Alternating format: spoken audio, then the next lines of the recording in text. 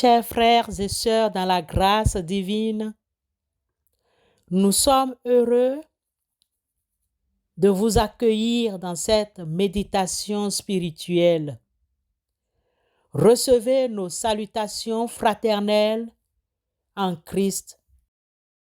Avec un cœur repentant, usons-nous de sagesse envers les gens de l'extérieur et rachetez le temps. Que votre parole soit toujours pleine de grâce et assaisonnée de sel, afin que vous sachiez comment il faut répondre à chacun. Amen.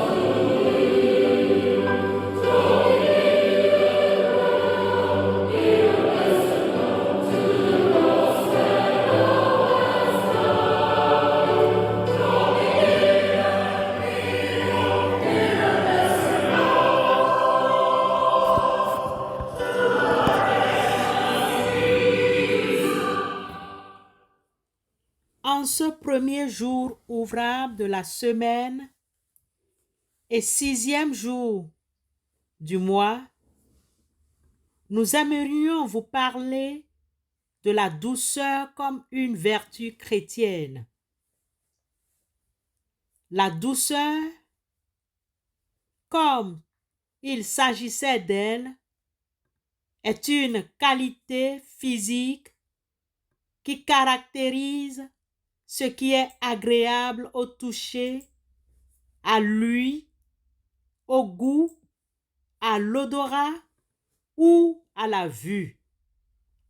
Par exemple, on peut parler de la douceur d'une caresse, de la douceur d'une voix, de la douceur d'un chocolat, de la douceur d'une rose ou de la douceur d'un coucher de soleil, etc. Dans un autre sens, la douceur est une qualité morale qui caractérise ce qui est bienveillant, affectueux, conciliant. Par exemple, on peut parler de la douceur d'un caractère, de la douceur d'un geste, de la douceur d'une parole. La douceur est le plus souvent associée ou assimilée à de nombreux concepts positifs tels que la paix, l'amour, la compassion, la tendresse, la gentillesse, la tolérance, etc. Elle est souvent opposée à la violence, à la brutalité, à la rudesse. Peut-on dire que le chrétien devrait être doux dans son caractère? Si c'est le cas, ne risque-t-il pas d'être brimé dans ce monde violent? Bien-aimés frères et sœurs, la douceur est une qualité précieuse qui peut apporter beaucoup de bonheur et de bien-être dans la vie chrétienne. Elle peut nous aider à nous sentir plus calmes, plus sereins et plus en paix avec nous-mêmes et avec les autres. N'est-ce pas fort de cela que l'auteur du livre des Proverbes 15, le verset 1, nous rapporte: une réponse douce calme la fureur, mais une parole dure excite la colère. Dans ce verset, le roi Salomon, l'auteur principal du livre des Proverbes, nous met devant le contraste entre la douceur et la fureur. Ce verset 1 du livre des Proverbes 15 nous rappelle simplement que si l'on parle gentiment et doucement, les personnes en colère se calment. Si on leur parle méchamment ou que l'on crie sur elles, ça ne fait que les mettre plus en colère. Pendant que la colère est une émotion humaine, naturelle, qui se caractérise par un sentiment d'irritation, de frustration ou d'hostilité, elle est souvent accompagnée de changements physiques tels que une augmentation de rythme cardiaque, de la pression artérielle et de la tension artérielle ou musculaire. Par contre, la douceur est une force invincible. Malheureusement, nous retrouvons dans notre monde ambiant bien des forces brutes, sorcières et des agressivités dans presque tous les domaines. On oublie rapidement que la douceur n'est pas une faiblesse, mais une force qui découle d'un cœur empli d'amour et de compassion. Elle a le pouvoir de désarmer l'hostilité, de réconcilier les différences et de créer un point de compréhension et de respect mutuel.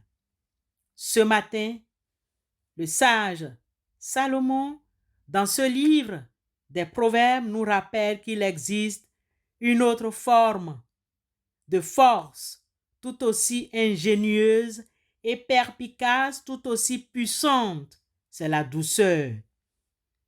Pour Martin Luther King, homme politique et pasteur de 1929 à 1968, la non-violence est une arme puissante et juste qui tranche sans blesser et ennoblit l'homme qui la manie. C'est une épée qui guérit.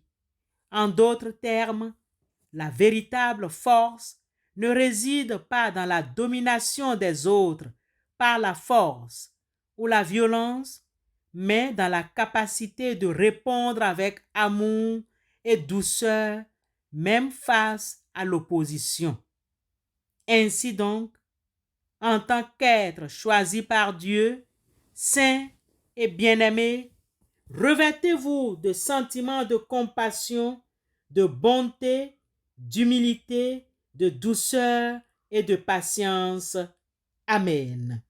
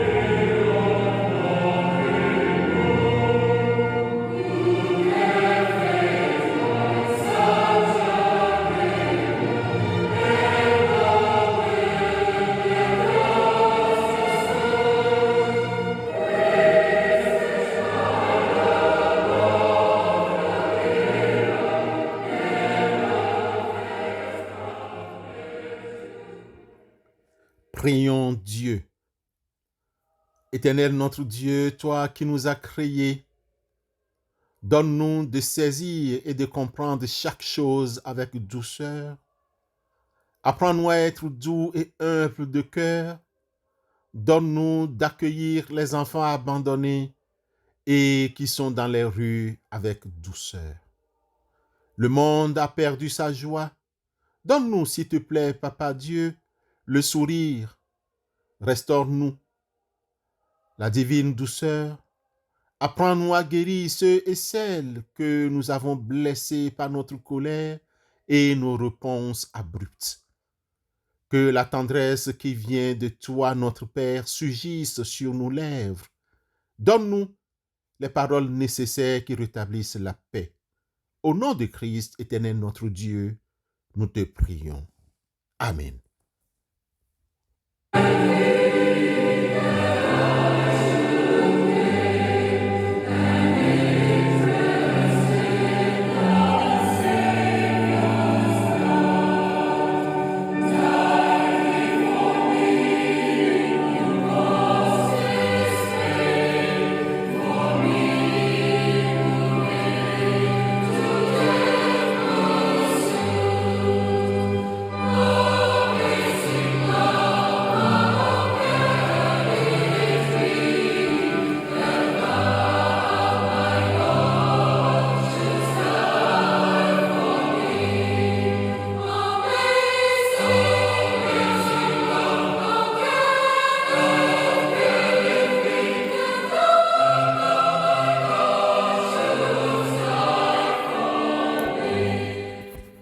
Recevons la bénédiction de la part du Seigneur. Mais Dieu est riche en compassion. À cause du grand amour dont il nous a aimés, nous qui étions morts en raison de nos fautes, il nous a rendus à la vie avec Christ. C'est par grâce que nous sommes sauvés. Amen.